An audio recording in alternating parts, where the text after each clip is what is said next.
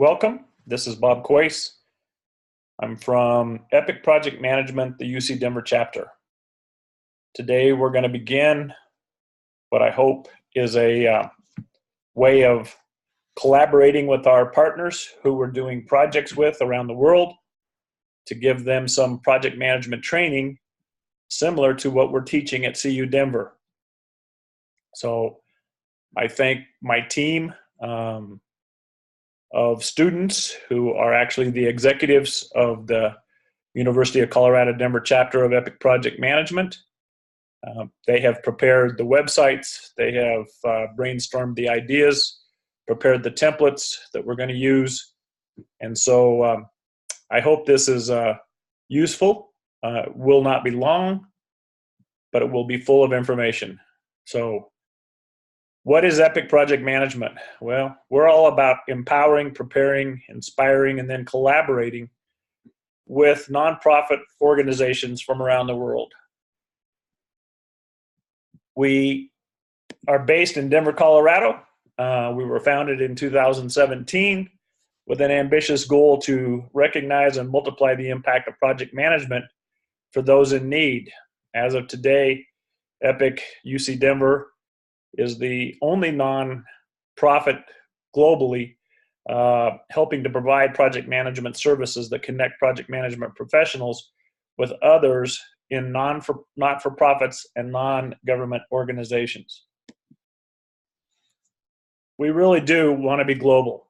A beautiful thing about the University of Colorado at Denver is it is a very diverse group of individuals, and that group of individuals represent almost every part of the world.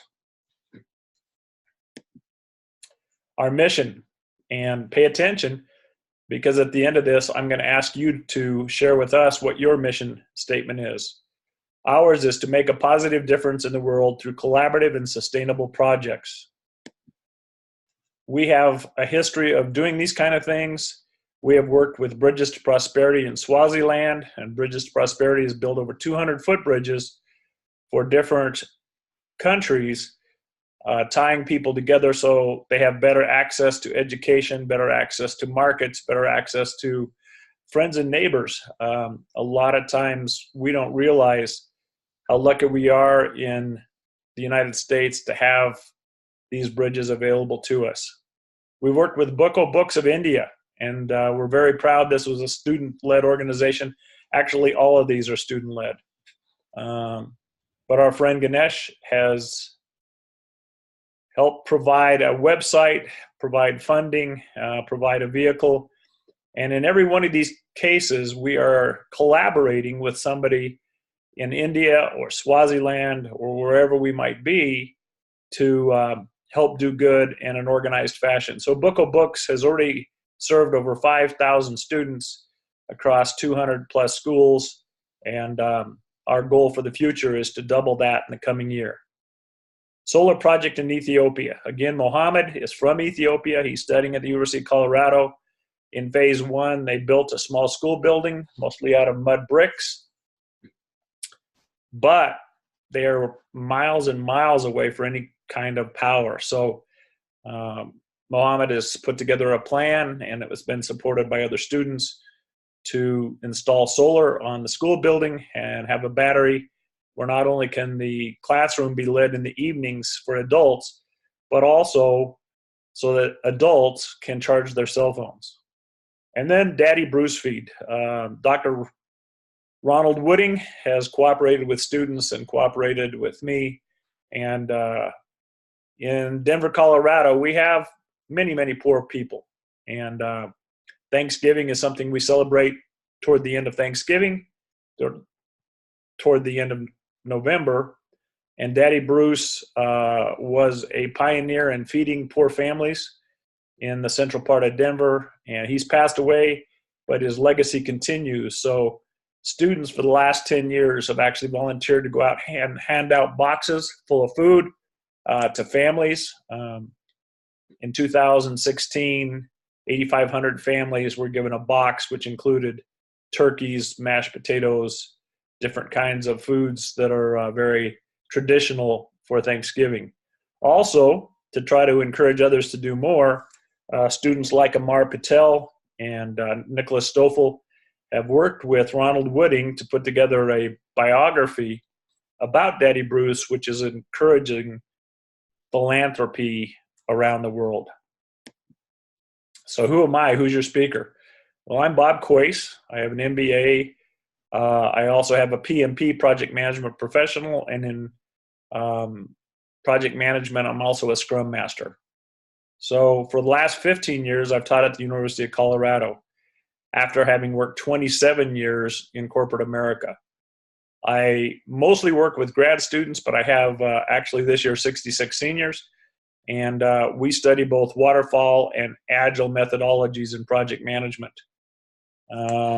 This course does qualify for contact hours or professional development units if in the future you might want to consider being certified by Project Management Institute, a global organization of 2 million people.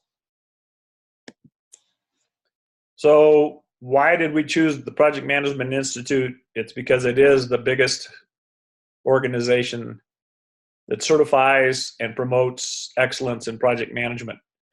They have actually reviewed these slides, and they have said that they do qualify for contact hours if you are not certified, or professional development units if you are certified. Most of the concepts we're going to use in this class come from the Guide to the Project Management Body of Knowledge. We're currently on the 6th edition, and it is just a bringing together of best practices from around the world. I have been blessed to be able to work with people in Nigeria to help them become certified. I have helped instruct people in Swaziland, throughout most of Europe, in China. It's been really good for me to share some of my experiences with others and watch them bloom and grow, which is, we hope, what this does for you. We're going to talk about 10 knowledge areas. This is a review of them. So you'll be getting a video on each one of these knowledge areas, including stakeholder, scope, time, cost, quality, human resources, communication, risk management, procurement, and integration. We're going to be quite often talking about different phases of project management, including initiation, planning, executing, monitoring, controlling, and closing out of the project. Why does anybody pursue project management? Well, number one reason is to improve communication, help people understand what the project's about and what its purpose is. It also gives us an ability to define and control the project as we move forward. It gives us different tools to identify, monitor, and track milestones, and then the tasks involved in those milestones. Helps us more accurately project how much resource is going to be needed, and it helps us improve the assessment and mitigation of risks as we go through the project. It gives us mechanisms to measure our performance. It helps us identify communication problem areas and correct them, and it helps us clarify and align our organization's goals so that we maximize our efficiency and effectiveness. Again, it helps us prioritize functional and project activities. So what is a project according to PMI? Well, they think a project is a temporary endeavor to undertake or create a unique product or service. Project managers must identify and learn from similarities of past projects, and that's where my students can come in. They can help build a project plan, which can not only help on the front end in raising funds for your particular nonprofit or NGO project, but also it can help get that funding together and then actually help you execute the project. Really what we're trying to do is we're trying to apply knowledge, skills, and tools to whatever the objectives your organization has. We have competing demands for scope, time, cost, risk, quality, and we know that. So everybody can't do everything. Stakeholders have different needs. We're going to talk more about stakeholders. And we want to make sure that we, on an ongoing basis, push our projects forward. Project participants would include everybody. In some cases, functional managers, project managers, sponsors, team members, and stakeholders. We're always trying to balance three things: scope, What do we want to get done? What do we want to deliver versus time? How much time do we have? And then everybody is constrained by funding, so costs. We always need to be keeping an eye out for risks, and we want to make sure that everything we deliver is quality. So we mentioned stakeholders a minute ago. It might be a term you're not familiar with. What PMI and Epic Project Management see as stakeholders is customers, various end users, shareholders, support and maintenance departments, customer service representatives, operations and production departments, team members, sponsors, functional managers, and project managers. Why do we refer to the project management body of knowledge? Number one, just because it attempts to go globally and bring best practices together. As I said, I've taught project management in Nigeria, in Swaziland, in Africa, in China, and throughout Europe.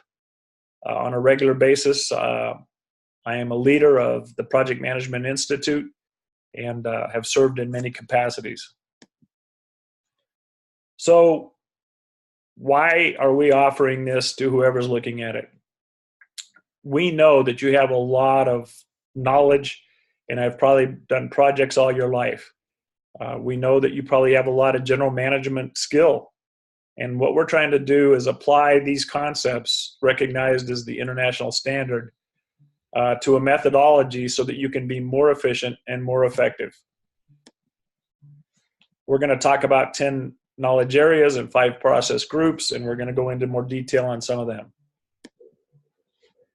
What's the difference between project management and what many people have done before? Well, historically, folks have always reported up through a chain called a functional group. So maybe you're involved in water conservation. Maybe you're involved in agriculture. Maybe you're involved in some kind of retail organization. Well, for most projects, all these groups have to be brought together in a harmonious way to get something accomplished. This is important in not only nonprofit, but for-profit enterprises. So what's the role of the project manager? Well, you're always negotiating for resources. You're doing a project kickoff. You're establishing the procedures and the policies. You're laying out the workflow. You're establishing targets for performance. And then one of the tougher things for most nonprofits is obtaining that funding. Once you get it, you got to execute that plan. You got to act as a conductor, put out fires, and constantly be counseling and facilitating so that you can maximize your efficiency and effectiveness. One of the things that needs to be done and is done more easily globally now is monitoring the progress of the project.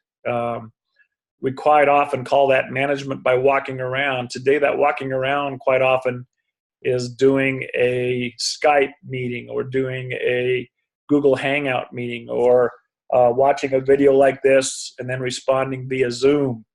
But today, because most projects are global, we have different ways of doing that monitoring and actually seeing the folks we're collaborating with to get that project done.